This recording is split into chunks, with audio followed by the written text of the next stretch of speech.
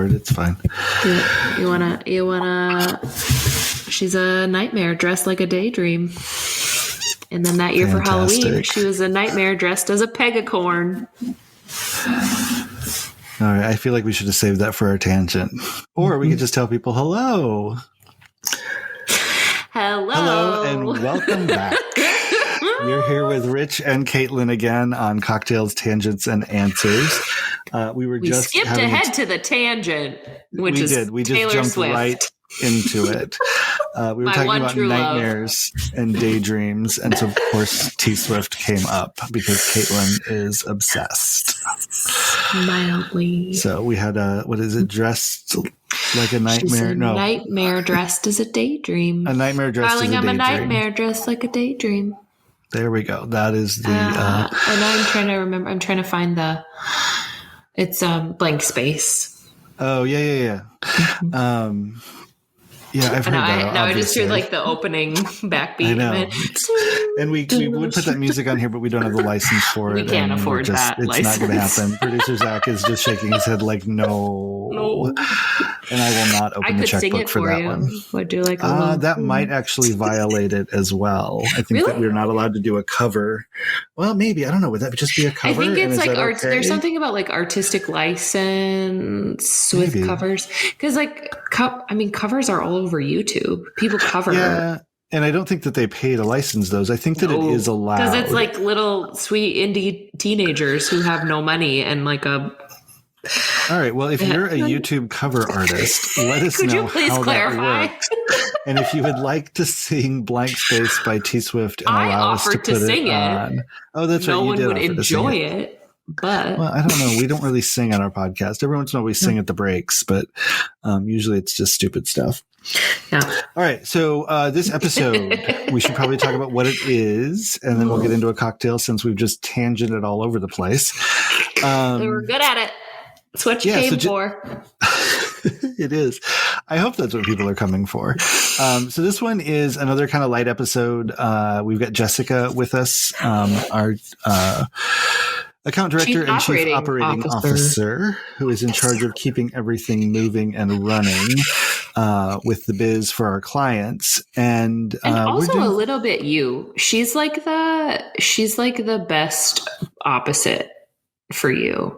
Because like where you are like big picture, like let's do all these cool fun things and spend this money, and then just because like, hey, P.S. we have to make the money before we spend the money, and the two of you together are really funny. I think she's pretty good at. She's like so that one big thing is 43 little things, and we have capacity for 2 of them. So which 2 do you want to start with? That's definitely a part of her role. And so we'll have to see if like one of the things she loves is keeping me in check. I don't know. I don't think it's on her list. She I think also she's got she hates confrontation. So no, keeping you in check is not one of the things she loves to do. That is true.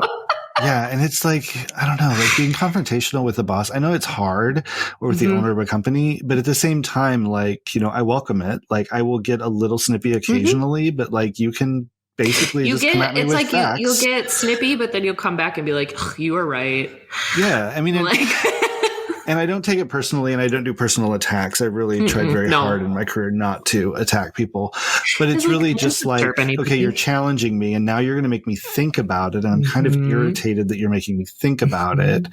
But okay, let's do this, and let's have this, and go through it. Sometimes when you have tasks in front of me, or like they're the same as mine, I'll just put time in for you and close them because I know that you're not going to do it. I don't think that's solving the problem, though. It's not, but it is getting me closer to what I need to do. So you're right. It gets it checked off.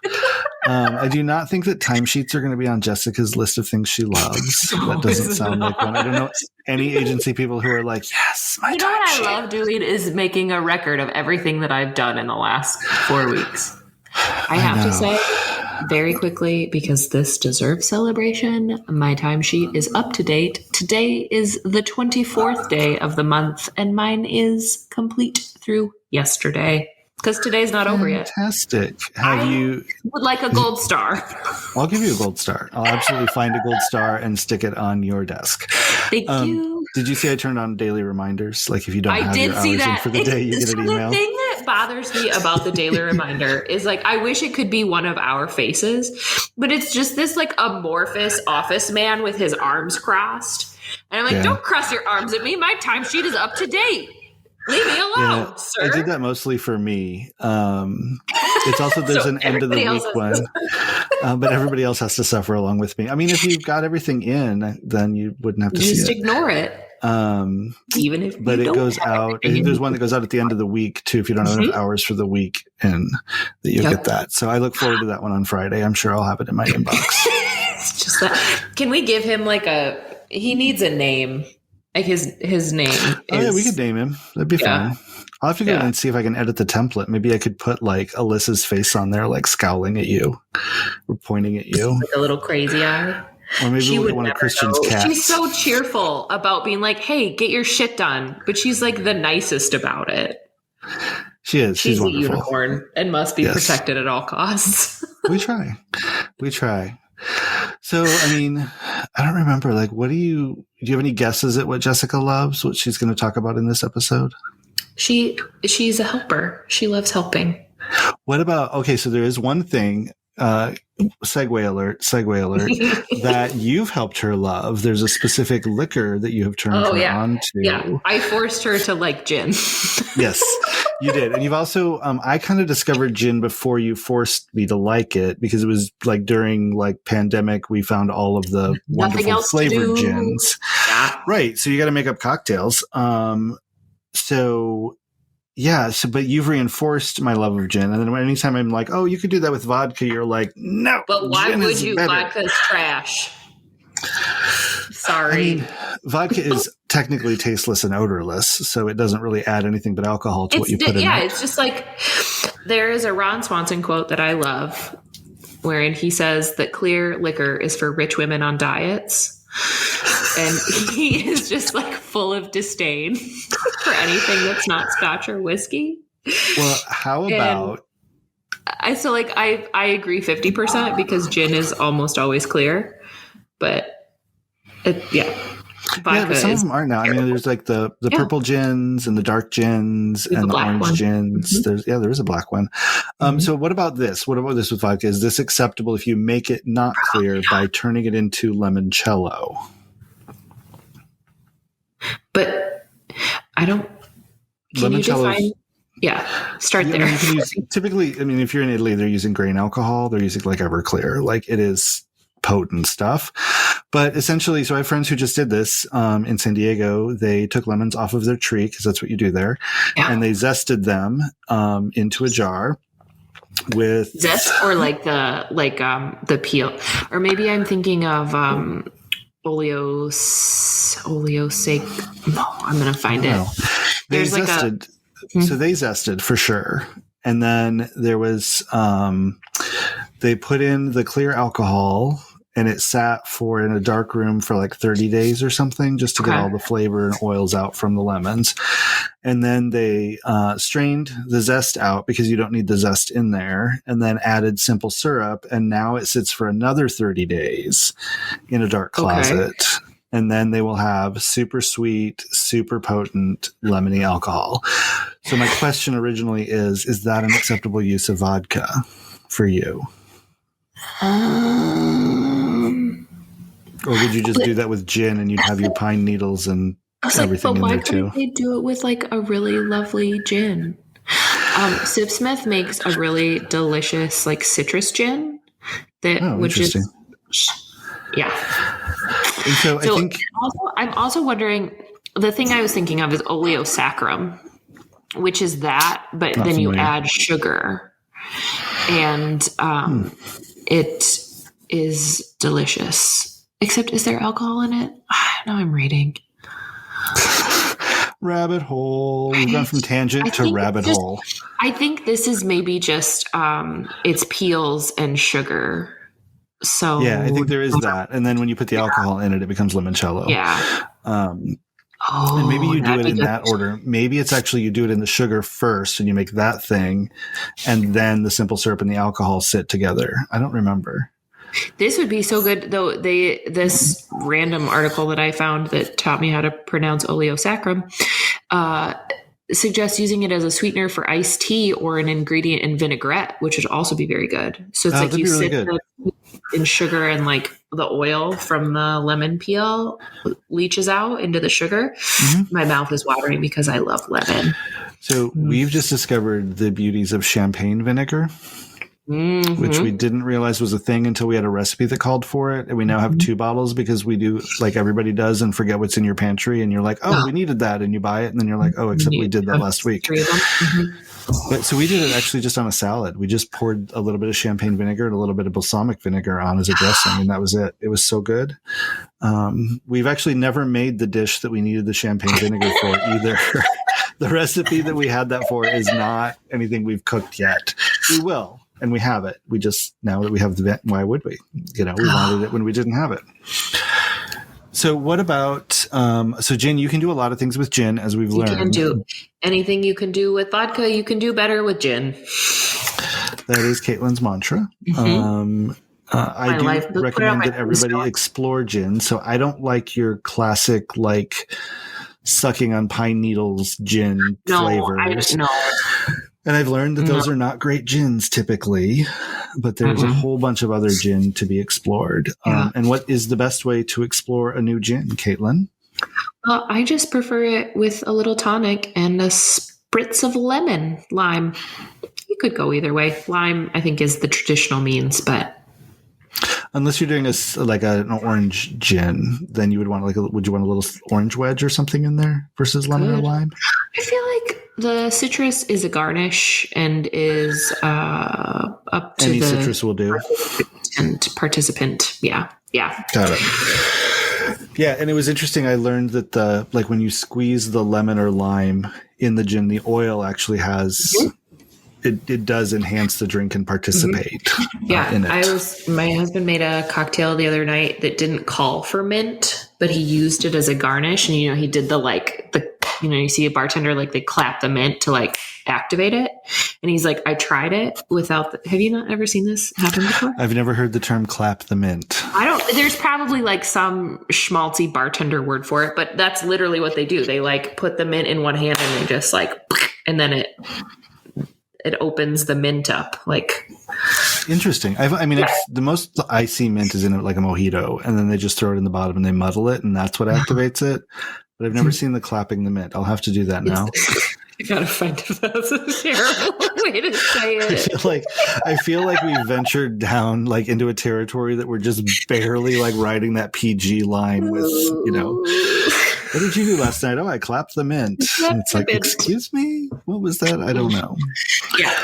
The moral of that story is that it released something like the oils, and he said that it changed the way the drink, he's like, it was a lot brighter and fresher with the mint in it, which obviously, but it's just interesting to follow that through and verify it with your taste buds. I don't know. Absolutely. All right. So that to say, have a gin and tonic and garnish it with whatever citrus you'd like, and enjoy this interview with our Chief Operating Officer, Jessica.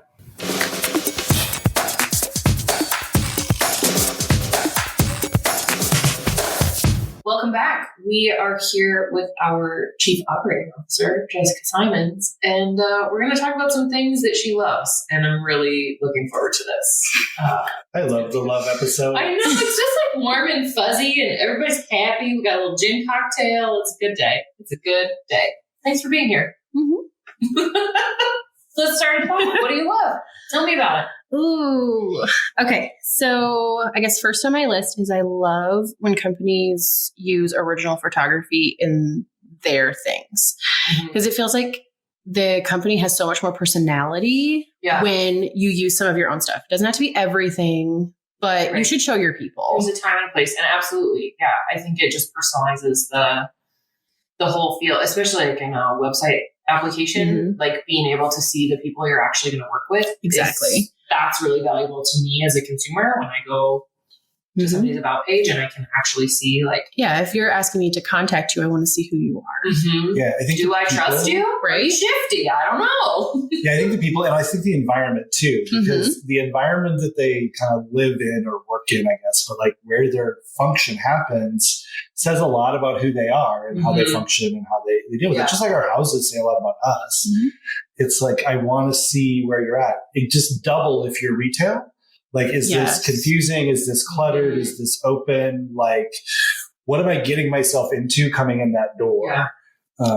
I think especially in our specific business too, we do a lot of like professional services work where people are working directly with an advisor or an attorney or name your service. Somebody that you want to be able to trust with either your money or, whatever. Your life. Yeah. Yeah, you got to be able to make that connection. And like, it is horrible to see stock photography in place of people. Like, especially if it's like people stock photography on our team page, and you're like, it feels spammy to me. Like, are you real? Yeah, can I trust this is a Russian bot? I don't like this. Yeah, exactly. Yeah. Exactly. It's like the Twitter handle with all the numbers at the end. It's like, block, you're a bot. You're a bot, or you don't know anything. So. Yeah. Tell me what else. I think. So just like things I love in marketing in general and kind of working in the industry for so many years now is the variety of people that work in marketing, whether it's at agencies I've been with or like the clients that I've worked with. You get a lot of different perspectives. You get a lot of different ideas. So it's never stale. It's always fresh and new. And even if you're doing the same thing kind of over and over again for a client, the people make the difference. Yeah. It's interesting. I think what's been fulfilling for me is like getting to learn about so many different industries and businesses.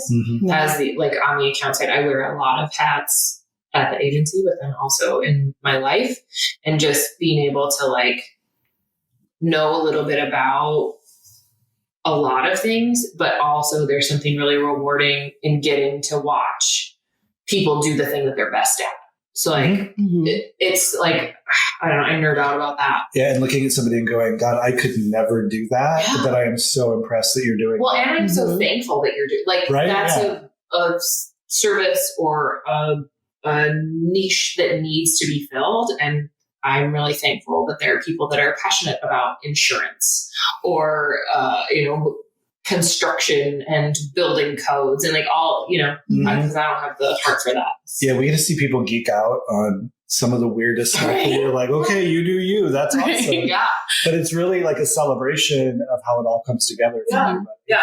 Well, I think that kind of leads into one of the other things that I had on my list, which is the relationships. Like my role at the agencies I work for, and especially now, all revolves around relationships with people, whether it's building a relationship with my client or helping them build a relationship with their customers or our vendors, and kind of being able to grow those bonds. Like if I can go into a meeting and talk to my client about their kids' baseball tournament or where they went to eat with their husband that last weekend, like that makes me feel like I'm doing my job right. Yeah, that small talk really builds relationships too. Like there's a moment where you think, God, am I just wasting their time on this conference call? But if they're truly engaged in it, it's really good. And we tend to not spend more than a few minutes on that stuff. But it's especially if like you're waiting for people to dial in or join the Zoom, having those conversations can be, it can be really fun. And it just gives us that human side of the business that we really, really need. Well, it builds that trust with us and our team too, which I think is a huge deal in our business. I mean, you're paying for our ideas, you're paying for time. So having that trust with people is key. Yeah.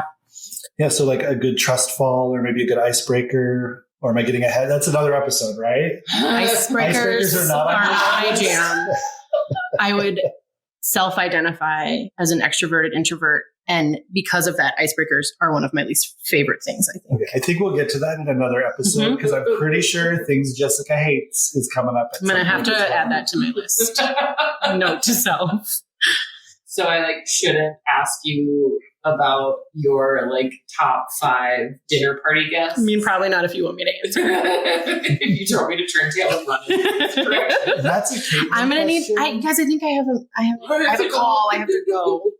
The dinner party guest I know is a Caitlin question because, and her problem is she's like, well, on Tuesday, these are my 5. And on Wednesday, these are my 5. Yeah. And then by Saturday, I need these, but only for cocktails. And then I want these to come at dinner, but the cocktail people have to go. Like, yeah. Caitlin loves people and loves doing things with like those kind of icebreakers are right up your alley. I just want to, I think it gets to the heart of people, which is maybe that's, we need to reframe an icebreaker. See, I think I like it without the pressure if you don't of it being forced. Like when it's natural. Yeah. It's so much easier. Yeah. That makes sense. All right. We've got time for maybe two more loves. Okay. We can make it quick. Something else I love about marketing is when content makes people feel something. Do commercials regularly make me cry? Yes, they absolutely do. Yeah.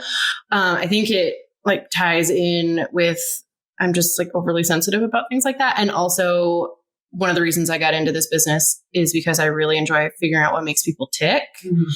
Kind of like I have my psychology degree and all of that stuff. I didn't know that. I think I knew it. You knew that. It's been a while since I looked at your resume. Yeah. So like making people feel something or act on something and realizing why is so fun. Yeah. So like the Chime commercial, are you familiar with that one? Where they go through the whole like people meeting and like all that stuff and like they have a baby and then they've got the fake Pampers and stuff.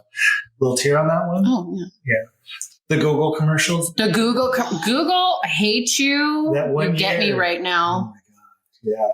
My most recent favorite was I think it was a Super Bowl commercial from Apple, the iPhone, like toddler-proof iPhone. It's real. The kid is like running around and like dragging the phone through the banister on the stairs and like running away, screaming gleefully. I'm pretty sure we both have that exact video on our phones right now.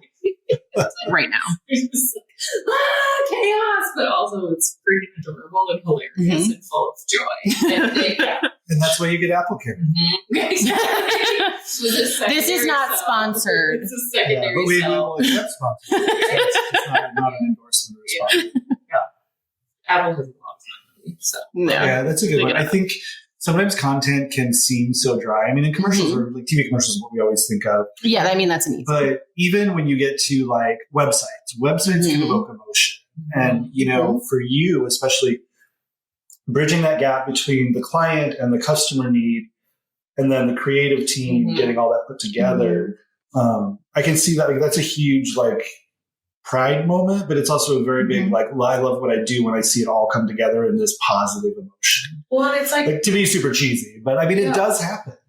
It's like the go back to the relationship with your clients helps to cut through that noise because it is like everything is content now, right? And it just gets it's so much harder to like get to the derivative point, you know, or not be derivative, you know, and like cut to the heart. Yep.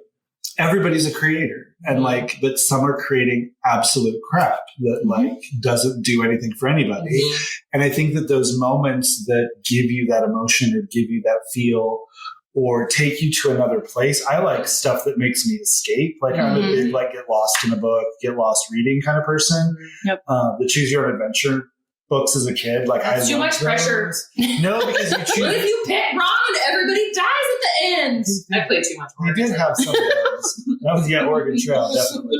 But no, but like the nice thing about it, and what I always did is I would pick a path, but I was nerdy about it. I'd write down what path I took, and then I'd go back to the book and I'd take a different path. Undo your choices. And then you've got to like cross the paths. Is this why you like watching time travel shows so much?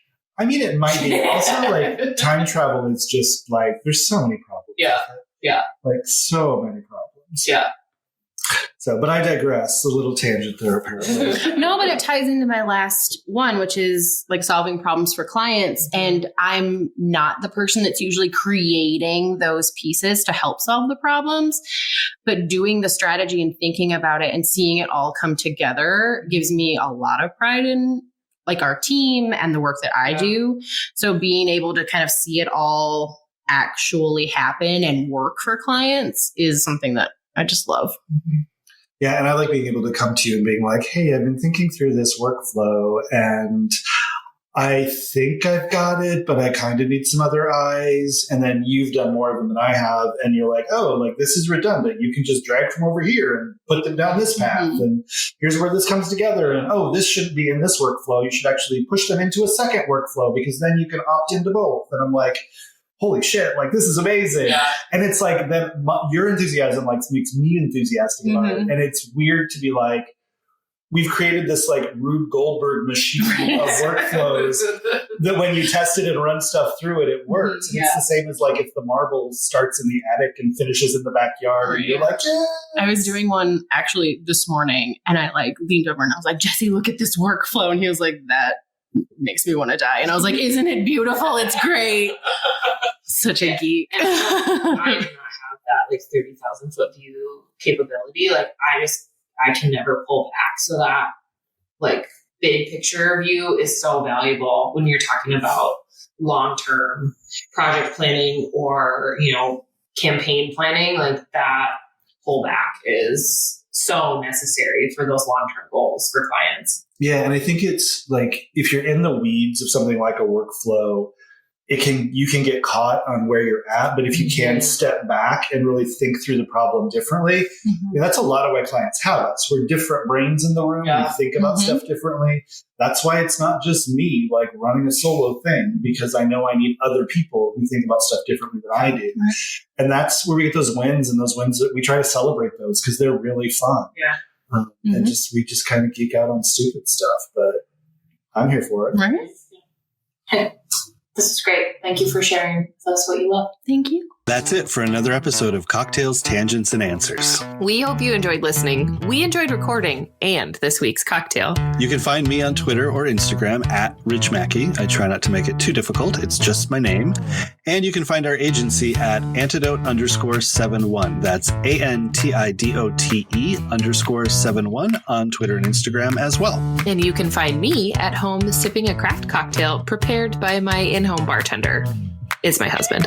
We'll be back next week with another episode and a whole new cocktail recipe, plenty more tangents, and of course, answers to those pressing marketing questions. And if you'd like to send us a question, you can go to ctapodcast.live to get in touch. Or you can call our hotline at 402-718-9971 and leave us a voicemail. Your questions might be used for future episodes of the podcast. For now, like and subscribe, and we'll see you next week.